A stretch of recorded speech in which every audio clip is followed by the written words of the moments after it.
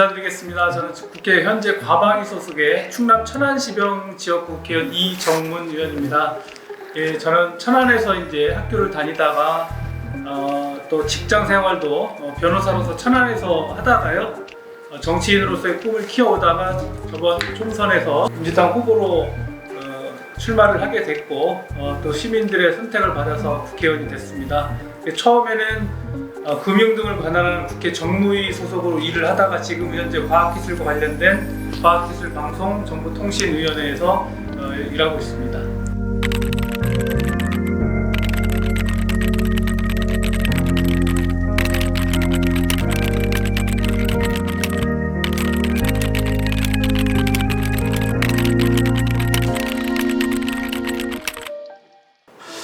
일단 수소가 중요하죠. 그 중요한 이유 중에 하나는 일단은 이건 우리나라 문제뿐만 아닌데 전 세계적으로 이제 탄소 중립 문제가 되지 않습니까? 그래서 이제 기존의 화석 연료를 재생에너지나 이런 부분으로 지금 대체해야 된다는 게 지금 세계적인 추세고요. 그래서 우리나라에서도 이런 부분과 관련해서는 앞으로 재생에너지의 한 축으로서 수소 에너지가 중요한 것은 불을보듯 뻔한 것이고요.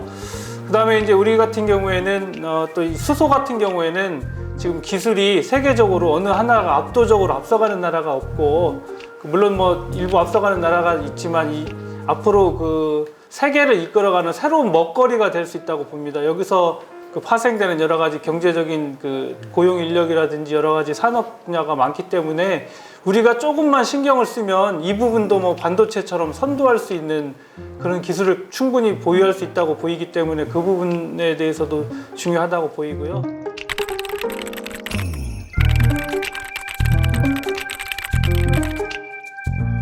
작년에 UN 기후변화 협약 당시에 우리가 온실가스 감축 목표를 2030년도에는 그 재생에너지 비율을 30% 넘게까지 우리가 하겠다고 지금 한 바가 있지 않습니까? 그런데 얼마 전에 아시겠지만 또 10차 전력수급 기본 계획에서 그 재생에너지 비율을 그 30%대에서 다시 21%대로 줄이고 오히려 또 원전 비율은 20%대에서 30%로 늘린다는 이런 또 정책을 발표해서 사실은 좀 우려가스럽고요. 이거는 재생에너지 탄소 중립에 또 그리고 또 아시겠지만 또 아리백이라는 또 여러 가지 또 세계적인 그런 경향과도 좀 맞지 않는 부분이어서 이 부분에 대해서는 앞으로 좀 더 저희가 좀 살펴보고 좀 정부에 대해서 입장 변화를 좀 촉구해야 될 것 같습니다.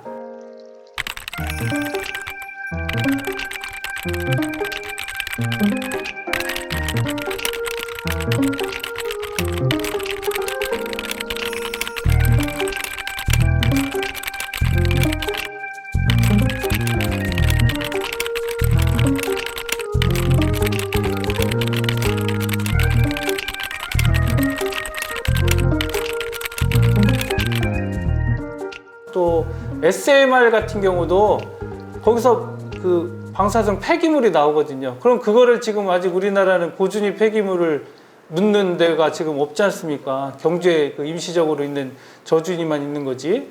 그래서 지금 운영 중인 원자로에서 나오는 폐기물도 2030년도 초반 되면은 더 이상 적치할 데가 없다는 거잖아요. 그래서 그걸 빨리 지금 만들어야 되는데 이런 소형 SMR에서 나오는 그런 방사성 폐기물을 어디다 지금 놓을지도 지금 불확실한 상태에서 자꾸 그 SMR에 대해서 이게 너무 장밋빛 전망만 제시하는 것이 아닌가 그런 또 생각도 들고 있습니다. 또 원자력에서 중요한 거는 주민 수용성입니다. 내가 살고 있는 우리 집 옆에 과연 이 소형이긴 하지만 원자력 발전소가 들어온다고 할 때 과연 그 주민들이 그거를 수용을 할 수 있겠느냐. 물론 이제 지금 좀 전에 말씀드린 바로는 우리 화력발전소라고 해서 이 충남이라든지 이런 해변가를 말씀하셨는데 사실 SMR이 취지 자체는 소형화 시켜가지고 어느 곳에든지 예를 들어 서울이든 경기도건 할 수 있다는 건데 과연 아무리 안전성이 확보됐다고 물론 이제 과학계에서는 그렇게 하지만 그거는 이제 과학계 주장이신 거고 만에 하나 혹시 사고가 터져버리면 수백만 수십만이 살고 있는 도시 옆에 만약 그런 게 있다고 하면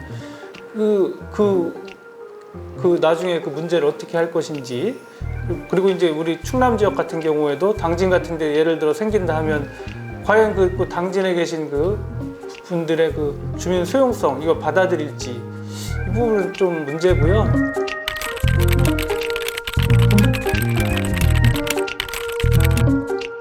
원전과 관련해서는 이제 기존에 설치됐던 원전을 해체하는 또 해체 산업이 있습니다. 이거는 원자력 발전소 같은 경우에는 그 한번 그 설치된 것을 바로 그냥 일반 공장처럼 뚝딱 해체할 수 있는 게 아니라 해체한 다음에 그 방사능 그 제거라든지 이런 거를 하려면 또 수백 년이 걸리는 그런 거여서 이런 해체 기술에 대해서는 또 우리가 새롭게 또 도약할 수 있지 않나 그런 또 생각도 들고 있습니다. 원전을 지금 바로 우리가 중단하라는 건 아니고 한순간에 이루어지는 게 아니라 이제 이미 이루어진 원전의 그 가동 주기까지 가동을 시키고 또 이미 건설 중인 것은 건설한 후에 또 그것도 이제 가동을 시킬 때까지 시킨다는 거고 새롭게 그 만들거나 한다는 거를 안 한다는 그런 거였거든요. 대신 이제 그 원전이 차지하던 거를 풍력이라든지 수력이라든지 뭐 이런 수소라든지 이런 부분으로 좀 대체하는 게 필요하다고 저는 이렇게 보고 있습니다.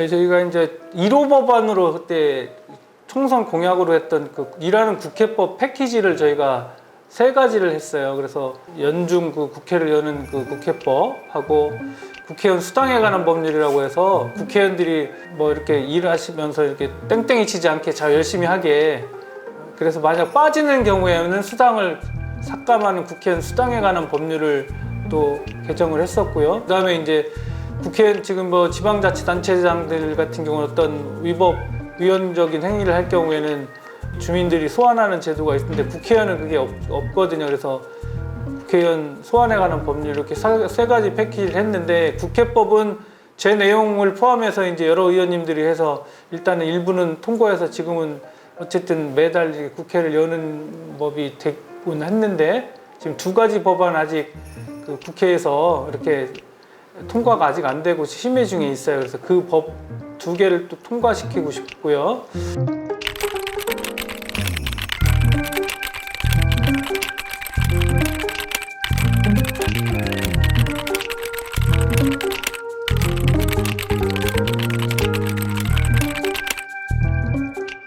이정생활 하다 보면 피치 못할 사정으로 본회의라든지 이런 데를 그 빠질 수밖에 없는 경우도 있긴 한데 대부분은 다 이제 참석할 수 있는 경우고요. 부득이한 경우는 또 국회의장의 사전 허가가 있거든요. 이게 그 내용을 해서 예를 들어 코로나 격리가 됐다든지 또는 그때 이제 뭐 상임위원회에서 외국 출장을 나간다든지 사실 그 2개 이외에는 뭐 아니면 몸이 아파서 병원에 입원한 경우 이외에는 사실 빠질 일이 사실은 없어요. 아무리 뭐 지역 일정해도 내가 그거는 국회 일정이 제일 우선인 거지. 그래서 근데도 불구하고 이렇게 회의하는 걸 보면 안 나오시는 의원님들도 뭐 많으시거든요. 사실 일반인들은 어디 회사에 가거나 출근을 해야 되지 출근 안 하면은 그날 일당 안 나오잖아요. 쉽게 말하면 무단결근하거나 하면 징계 문제도 되지만 그날 일하는 돈은 안 나오잖아요. 근데 국회의원들은 오늘 본회의가 있는데 뭐 지역구에 자기 무슨 행사 나간다고 빠져도 그에 해당하는 세비 수당이 나오니까 그러니까 그 부분은 좀 문제가 있다. 그래서 하루 빠질 때 얼마 이렇게 해서 이렇게 저희가 법안을 냈던 거죠.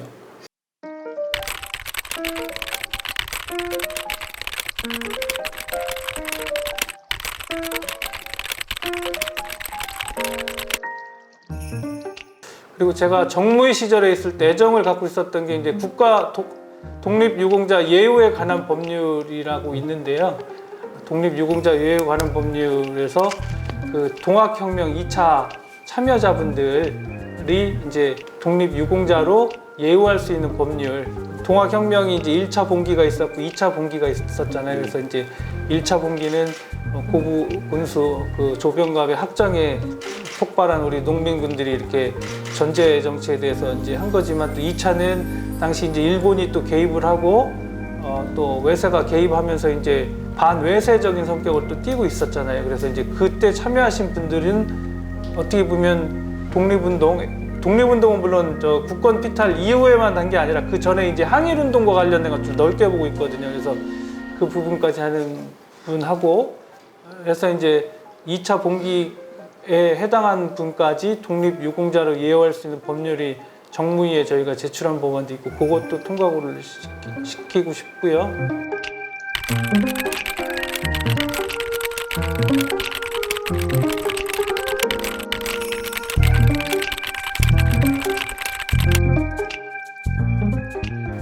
일단은 뭐 농촌 도시가 다 골고루 잘 살아야 되는 거고 또 서울 지방이 다 잘 살아야 되는 거고요. 또 저희 지역도 또 약간 구도심적인 부분도 있고 또 이제 약간 신도시적인 부분도 있고 또 아예 농촌도 있고 해서 이게 바로미터처럼 돼 있고요. 또 동남구 또 일부 서북부 일부라서 이렇게 혼합되어 있는 데인데요. 그래서 그래도 이제 저희 지역구는 다른 그 갑지역구나 이런 데 비해서는 약간 뭐 도시적인 부분이 많고 농촌 지역은 두 지역 광덕이라는 데하고 풍세라는 지역이 있는데 또 거기에 맞는 특성이 다 있어서 일단 농촌 지역과 관련해서는 또 저희가 인구도 적고는 하지만 또 면적이 워낙 넓고요.